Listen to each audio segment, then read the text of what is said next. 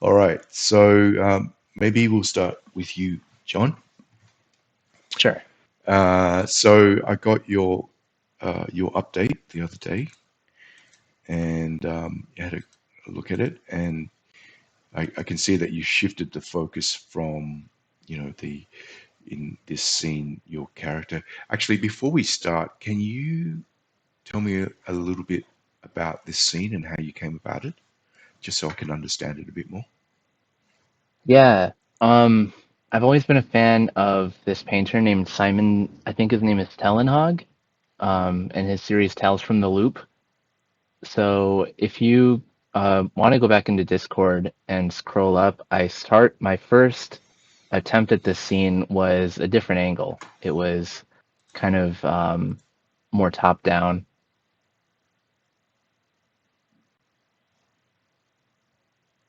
Yeah. And Mike had Yep. a few notes on that, Yep. and Mike suggested looking at indoor references from that artist to see how he handles exposure. Yes. And when I looked at those references, I really kind of got inspired by the mystery of them. Yes. And since lighting is about storytelling, I wanted to create a sense of narrative there. Right. Yep. So I shifted the camera down to the floor level, um, and tried to make this little like camp with debris around.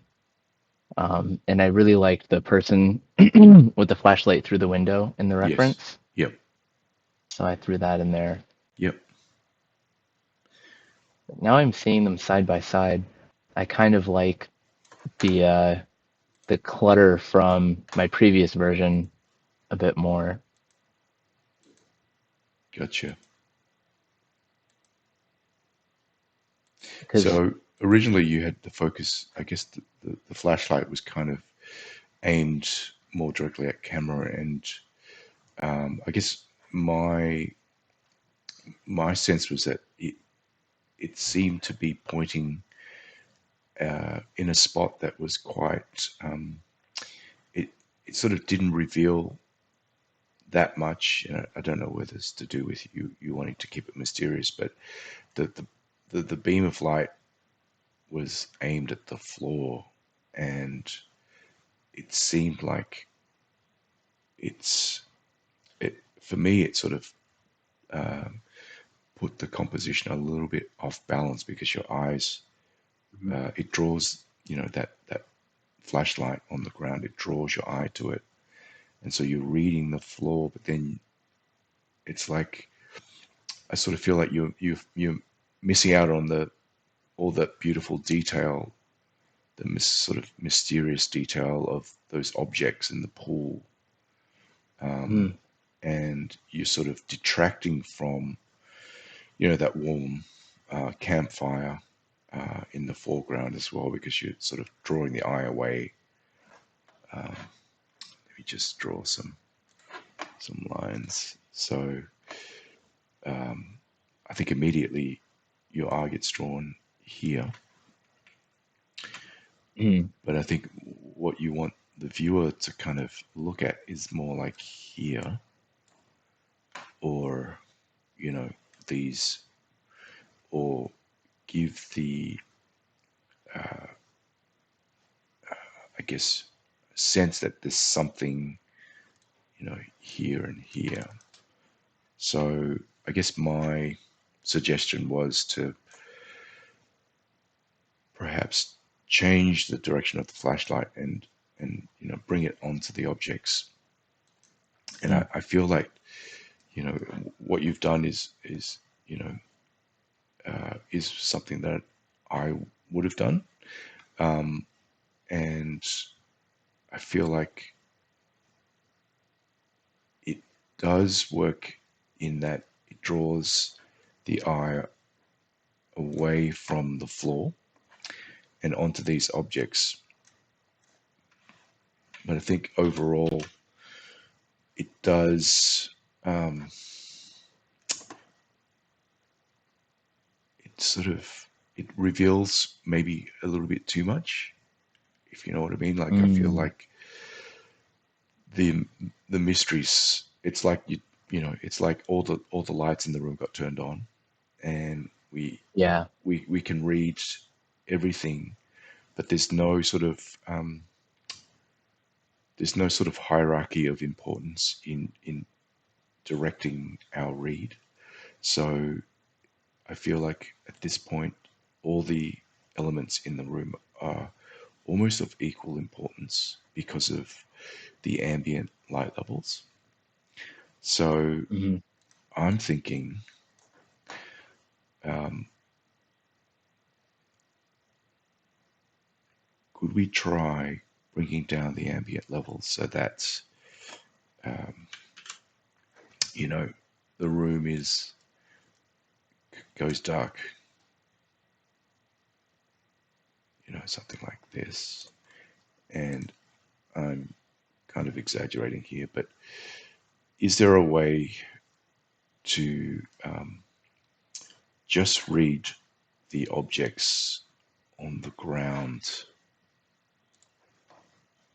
via just, and it's, you kind of get it for free here when you turn it down on these kind of these rock elements here, and the handle of this of the pot, and these highlights here, they start to recede and become these sort of mysterious objects again. Um, is there a way that we can try that? Um, this here, this highlight on the chair here is probably a little bit too much. I Hmm. feel that you could probably lose that highlight and think about maintaining just a single point of light emanating from this flashlight, i.e., so if this flashlight were to influence or light up elements in the room, it'd come from this direction. So obviously, with these spherical objects here, that's a given.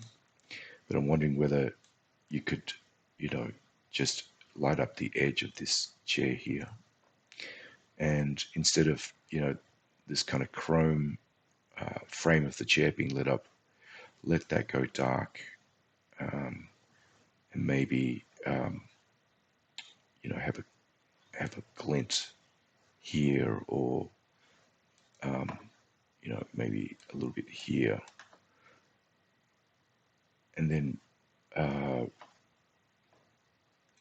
just subtle little hits of highlights, so that we don't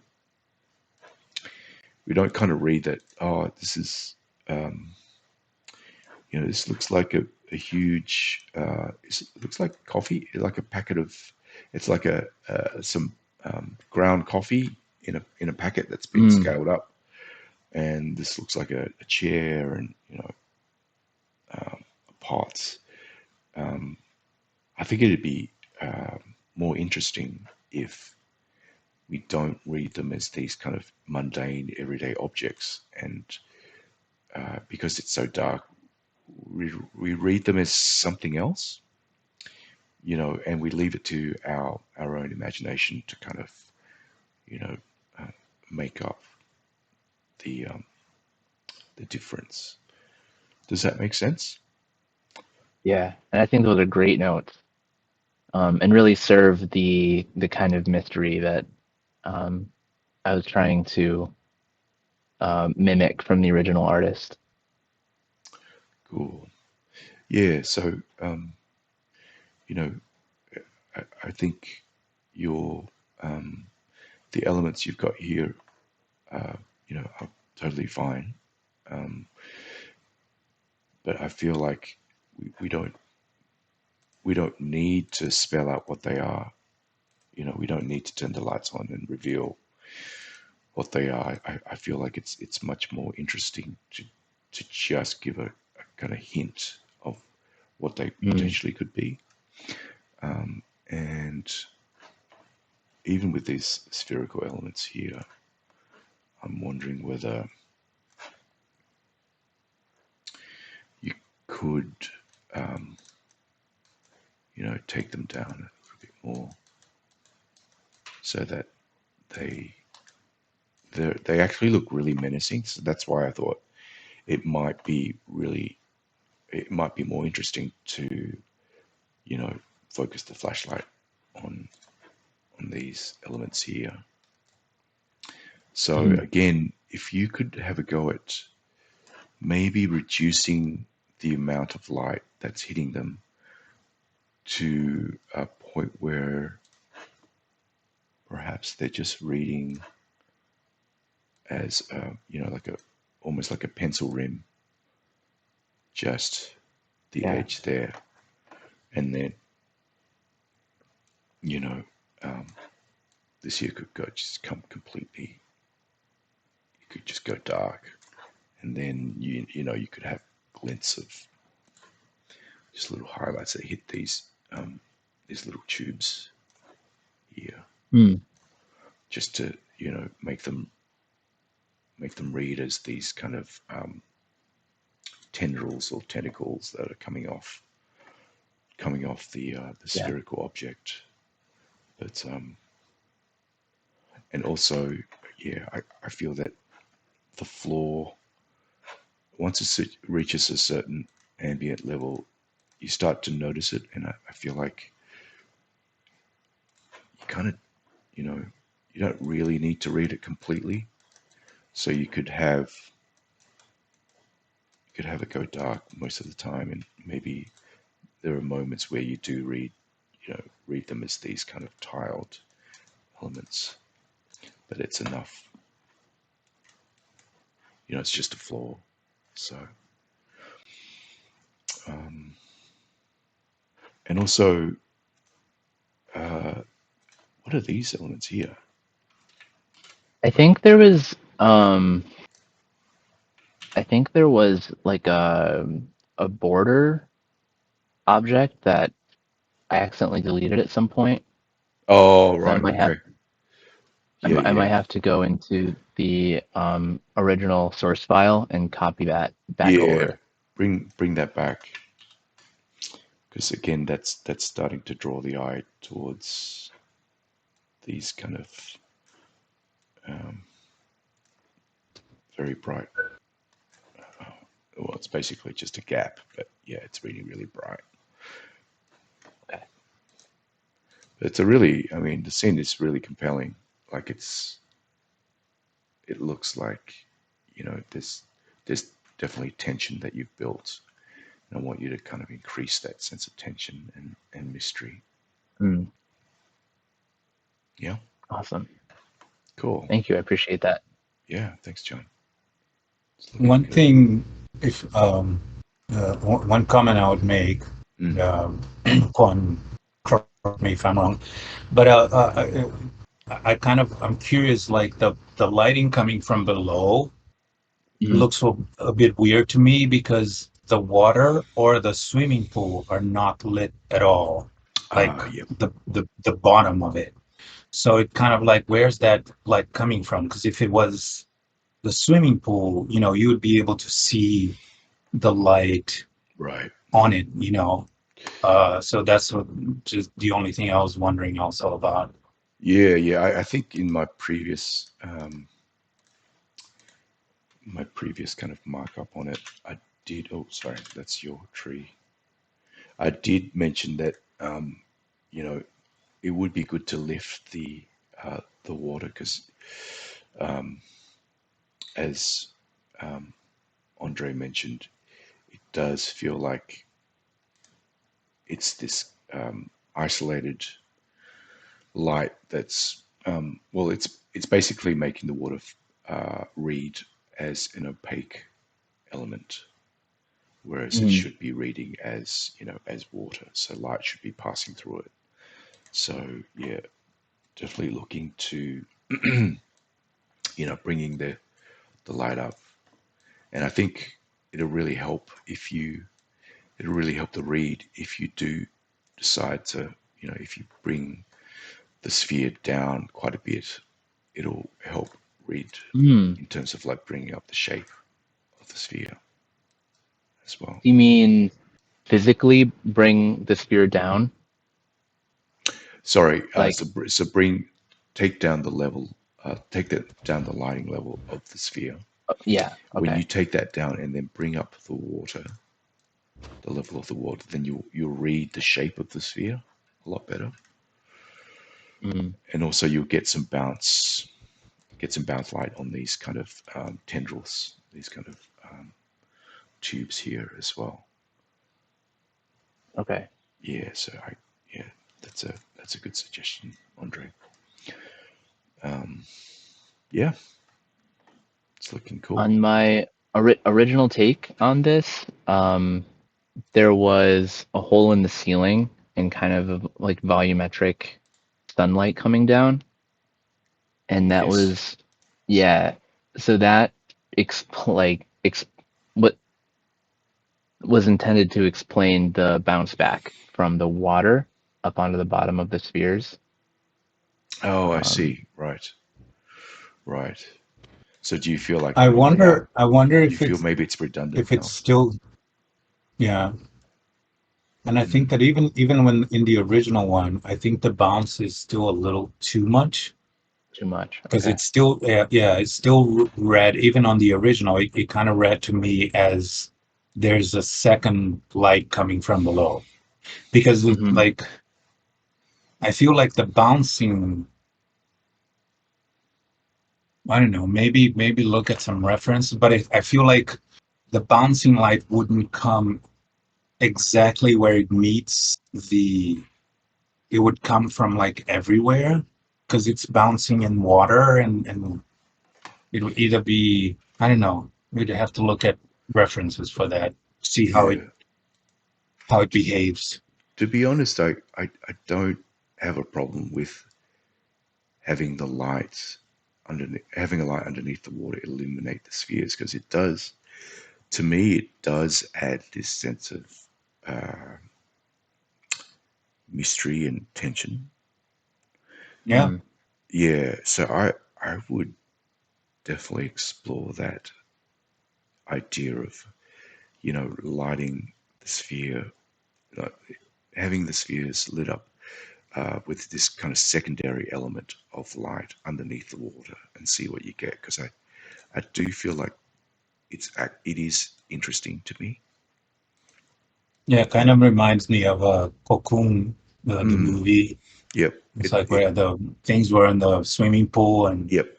It alludes to something that we can't see underneath the water, something's happening that's affecting these spheres, and could it Mm. be, you know, um, potentially quite. Which movie, Andre?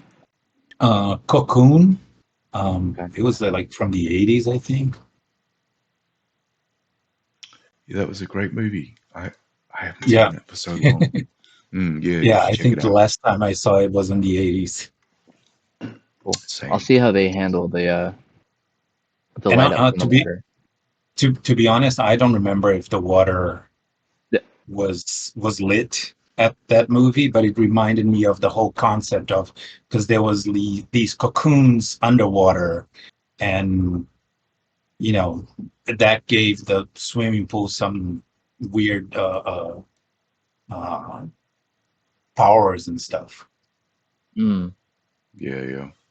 But they were we end up. I won't spoil it for you, but yeah, there's a reveal about Yeah, it. Okay. Yeah, just in case you want to watch it. yeah, yeah. So yeah, so John, I'd like you to explore um, how the spheres would look if there was lighting from below the surface of the water. Mm. Yeah, see if it does add anything to the scene. But I feel like what is there does um, does kind of make you think about, oh, there's something underneath the water. So I think you know that's interesting and that's worth exploring. Great. Thank you again. Cheers, thank you. And so Andre, Yes. Andre. Did I spell that? I didn't spell that properly. Andre. There you go. So tell me about your scene. So basically, this was, I was influenced by the name of the file, the name of the file scene, which is fantasy tree, and I decided to do this fantastic tree that had some weird power also, um, kind of like, you're wandering through the forest and then all of a sudden you come up to this tree, which Mm, has a door in it and like glowy crystals and stuff, yes. and has this beam of light, coming down on it.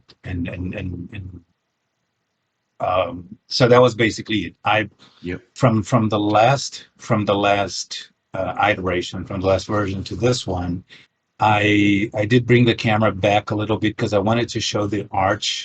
archway, a little path. Yeah, that's much Um, better actually, because it does feel like this. feels like It feels a bit. invites you a little bit more to Yeah, go it through does feel that. a bit crowded uh, in your last iteration, but the latest one, I feel like the scene gets to breathe a bit more. Hmm. With And then the I, yeah. added this little bit of like path of light on it. I still have to work on the little yellow wiggly thing because I'm not happy with that. But just I wanted to have kind of like a flourish of light, blurry light going through it, kind of like showing the way. Um, Oh, right there. Yep. yeah, Yeah, yeah, yeah. the little Yeah, I thing. love that. I love that little flourish. It's really cool because it does, direct your And eye. yeah, and Mm. that's basically it. And I darkened the foreground a little bit. I did get a little bit more volumetric light, and Mm. also like some light shining through the the the leaves, and Yep. kind of like, the crystals are shining through the leaves and branches, Yep. um, and also a little bit more of contrast on the tree itself, on the branches, Yes. Yeah, that's much to have a better little bit actually. more Mm. volume. Mhm. Yep. So Yeah. I think that, and I fixed a couple of crystals that were too close to the leaves, and they were blowing up the leaves. Okay. Just to Yep. give it a little bit more of So finessing the placement a of those kind of yeah, yeah, yeah. chandelier Hmm. lights on the trees. Yep. That's really And you can cool. also see a little bit more of the background. You can see that it's like a wall of Mm. rocks and stuff, and this is kind of like a secluded, place where this tree is safe from the whole world outside. Yeah. Yeah. Yep.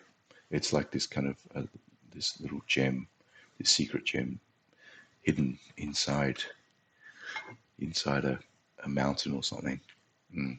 Yeah. Or a cave. Yeah, I'm really liking where you're taking this. I feel like there's a lot more depth in terms of pulling the camera back and also adding the volumetric lights and having it sort of more wash over more of the background there. It does um, one, it separates the tree from the wall. Um, so you know, you do read the tree more sort of completely, and pulling the camera back, um, you don't get that cropping from the top of the tree as well, which is Yeah. Hmm. it's more. I think it's more pleasing, and the way you've lit the arch there, center frame, bottom, and pulling it back, it's reading. You kind of understand what it is now because you can see where it touches the ground. whereas before Yeah.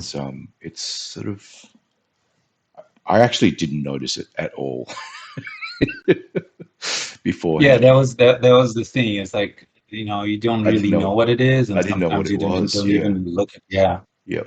But now that you've pulled it back and you can see that, oh, okay, structurally it's an arch Yeah, and you and can some, see there are little steps and stuff, and then you can have yeah, a yeah, better idea. yep, and that Actually, flourish.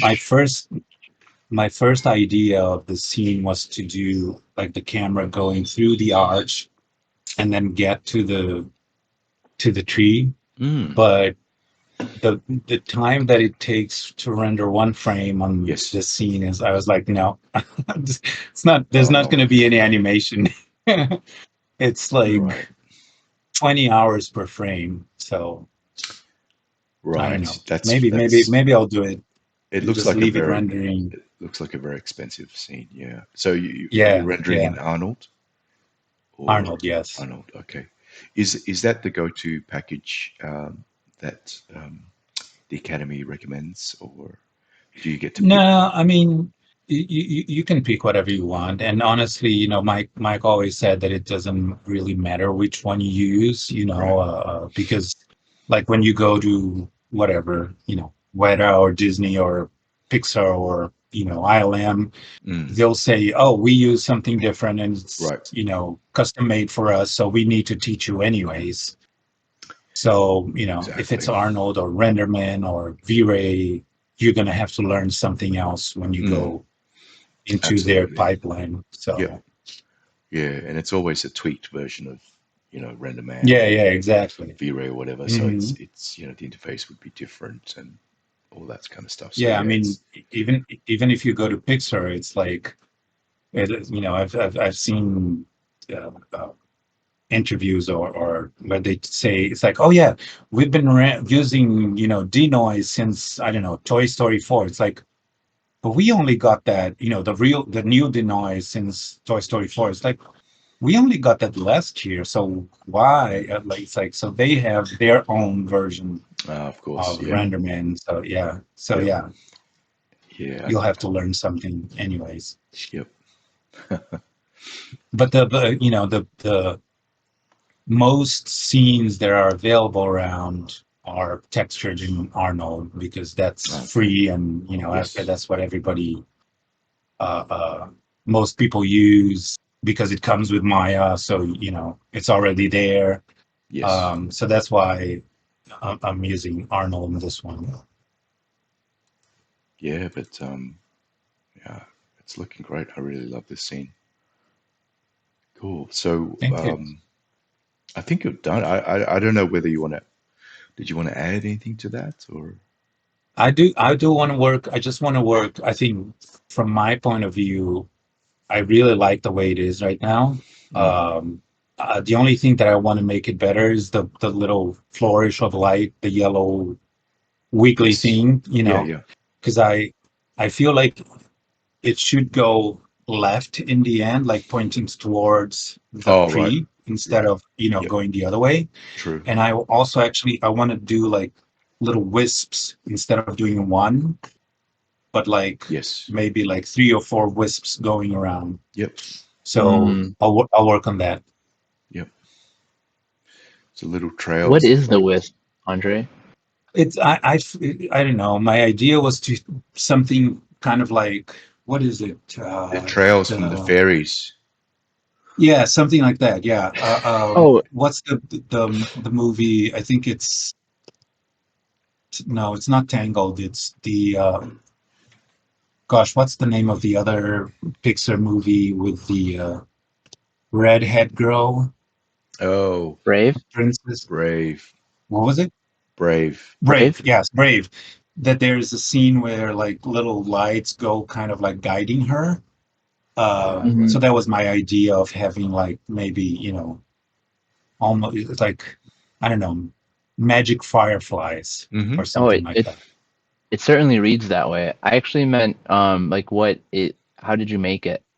Oh, that was I actually made that in Photoshop because I didn't have time to render it, but Okay. I wanted the way that I'm thinking about doing is having like a mesh light, uh, have movement, and then do a motion blur and have that Mm, as a different gas, and then composite it together. okay. Cool. All right. So thank you for that, Andre. Um, Yeah, thank you. I might go to the next person. And this just came in as well. Um, Alejandro. So Alejandro's had a go at some um, uh, monster lighting, I believe, and this is his reference. So really, really sort of um, compelling, sort of mysterious sort of lighting on the character. I see you've had a go at sort of um, not revealing the character's face completely, which is in keeping with uh, the reference and the sort of cinematic language of monster lighting. Um, and I see you've got this um, beam of light from the top, um, and it's lit, really really well, and there's a sort of um, delicate placement of lights that describe, the hands and the face and the legs, and it looks, it's looking really great. I'm wondering whether, because I did some, poking around for traditional monster lighting, and I came up with a few examples. I'm wondering whether you could have a go at trying uh, lighting your monster from below. So, in sort of cinematic tradition, your monster light actually comes below and hits the chin and lights, sort of the features of your character from below, and it makes for like a very um, disruptive and very, I guess, scary um, sense of uh, describing the face. It's very contrasty. And I noted in your comments that you wanted to try low key lighting and explore that. So I think this is a good opportunity for you to try that low key lighting. So take away um, all these lights here. Take them all away and just um, use your low key setup. Just use the one light and point that upwards, uh, upwards into the character's face and see what you get. You see that the reading is, it's, uh, I guess the reason why they call it monster lighting is that it's parts of the face that get lit up are not traditionally the parts of the face that you see lit up. So there's this um, visual disconnect, or this kind of awkwardness in the reading, and obviously it's a deliberate thing with these monsters. They're not, they're a little bit scary. They're not human. Well, they're not your typical humans.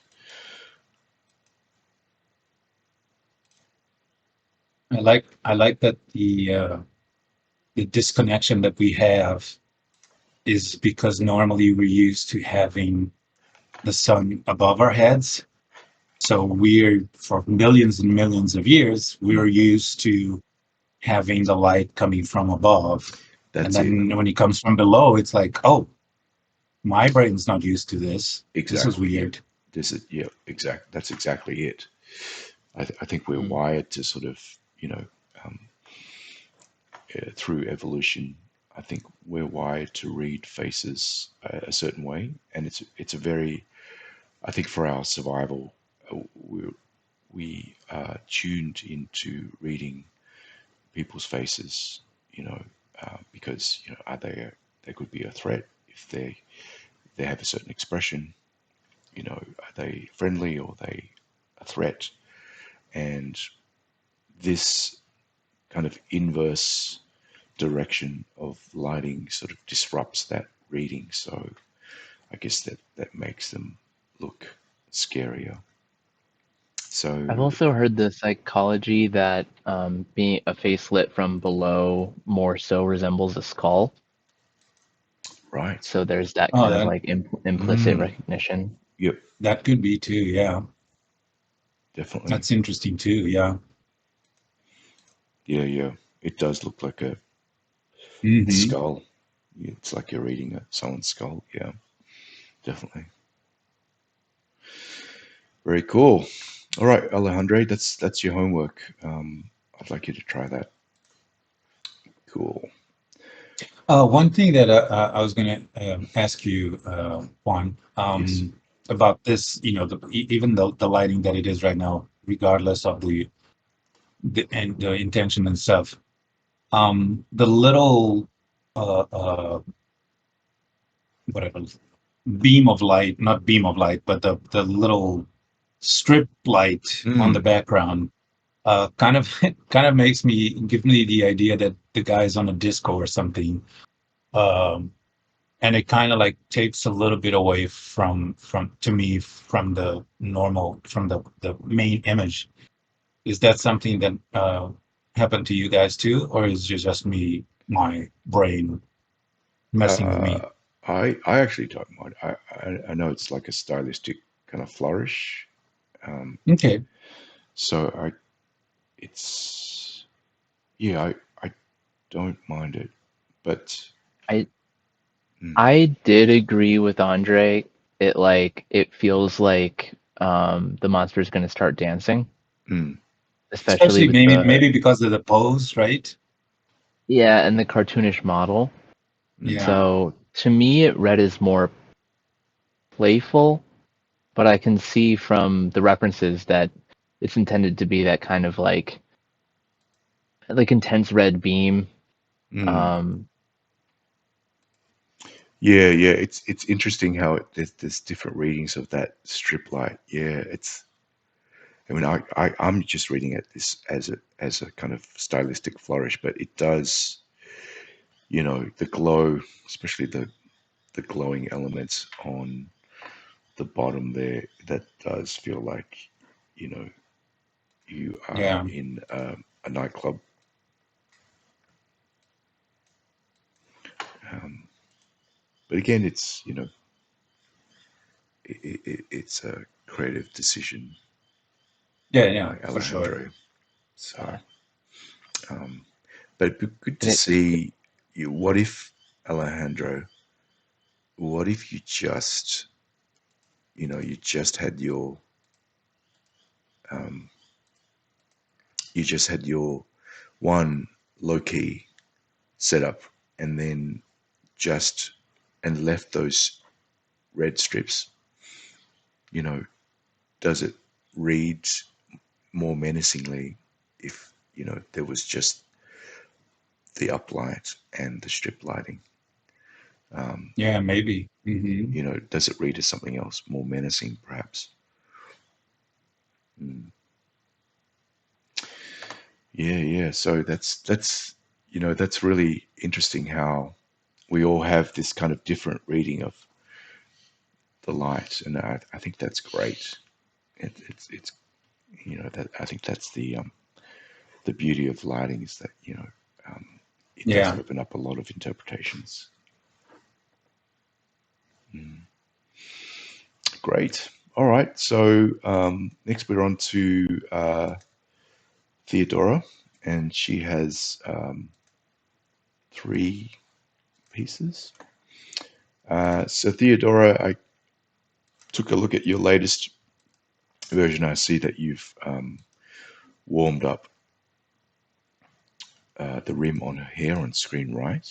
I feel like that's actually working really well. And you've worked on getting some more light on her face here with a sort of a cool sort of helper light. One thing that does bump for me is the fact that her eyes,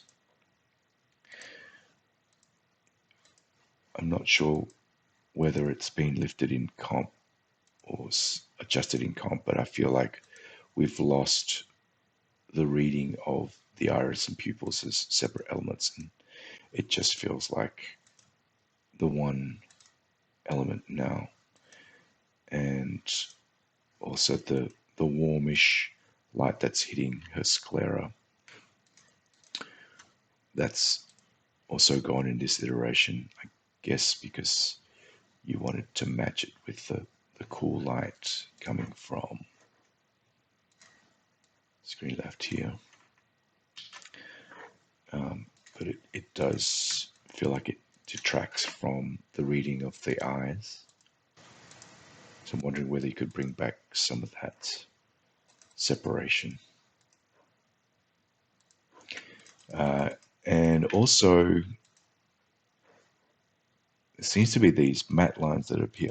Initially, I thought that you might have added some sort of pencil rim, but it looks like it terminates at the surface of the water. So I get the feeling that it's probably a comp, like a comp issue. So maybe take a look at that.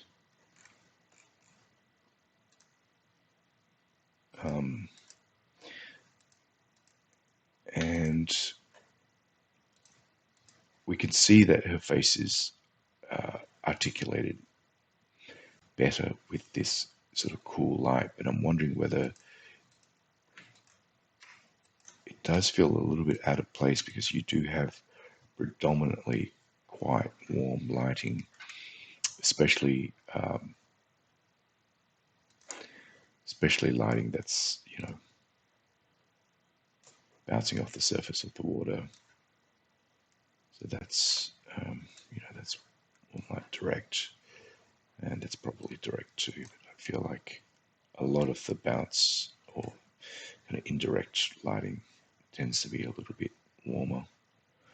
I see that there is a coolish light coming from screen left here. That's probably the rationale for your use of this cooler light, but I feel that perhaps it could be more pleasing if you could try, and this may or may not work, if you could try warming up that cool light there, hitting her from screen left, just a tad. And I don't know whether you have, you know, thinking about getting some reflections into the eye, at least some sort of, you know, this is very rough, some sort of eye ding, just so we can just read a bit of life in her eyes. Because I feel like, especially with the latest iteration, it does feel a little bit dead. So have a think about, you know, getting some eye reflections in there. Otherwise, yeah, it's you know, it's definitely getting there. Looking great. Thank you. And this one here, it looks like that scene from that Aronofsky movie at the end, The Tree of Life. You know, have you guys seen The Fountain? No. By Darren Aronofsky. It's pretty beautiful. It's, No, not yet. yeah, it's so it's got this scene at the end where, you know, Hugh Jackman's climbed to the top of this Aztec temple and he has to fight off these Aztec warriors before he gets access to this the mythical Tree of Life. And so this looks like a scene from that that movie at the end. So Theodora, I see that you've added some really beautiful volumetric rays onto the tree, and it's looking, very, very spiritual, very sort of, as if there's some sort of spiritual entity embodied in the tree. So that's lending a really nice quality to the scene. And the girl in the scene definitely is reading a lot better than the previous iteration. She looked a little bit muddy there, but I feel like the new version, it's she's helped a lot by just the light in the water bouncing off, and also the articulation of the shadows, the raking shadows from the volume light. And I really love this. This bit's great.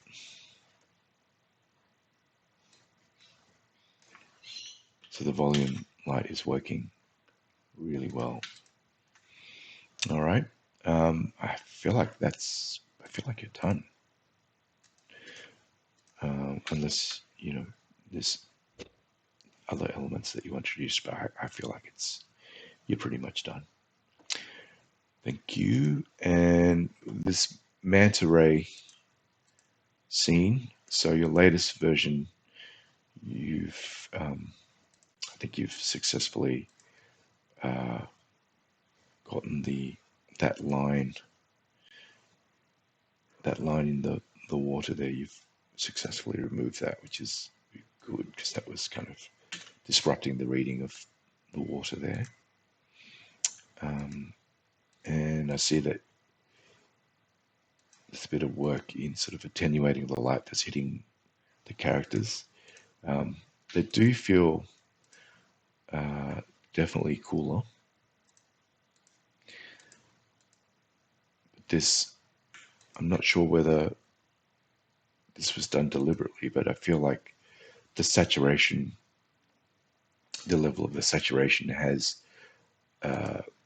been reduced probably a little bit too much, and it does feel like a little bit lifeless in terms of the reading of the characters now.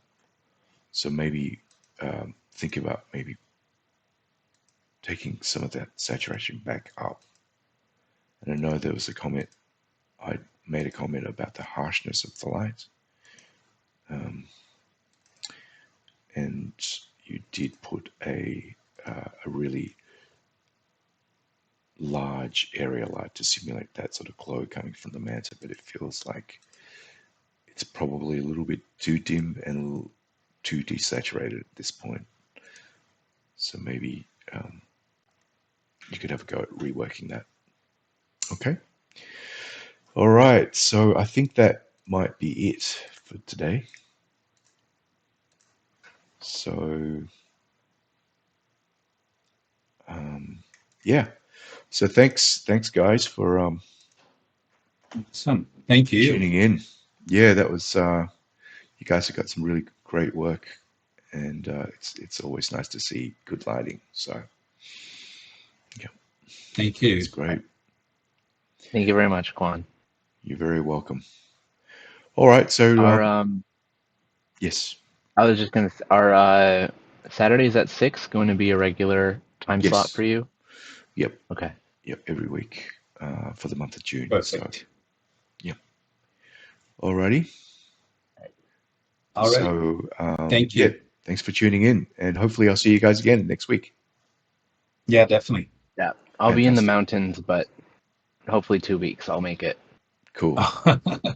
All right. Have fun. Enjoy the mountains. Yeah. Thank you. All right. All right. Good night, guys. Bye. See you.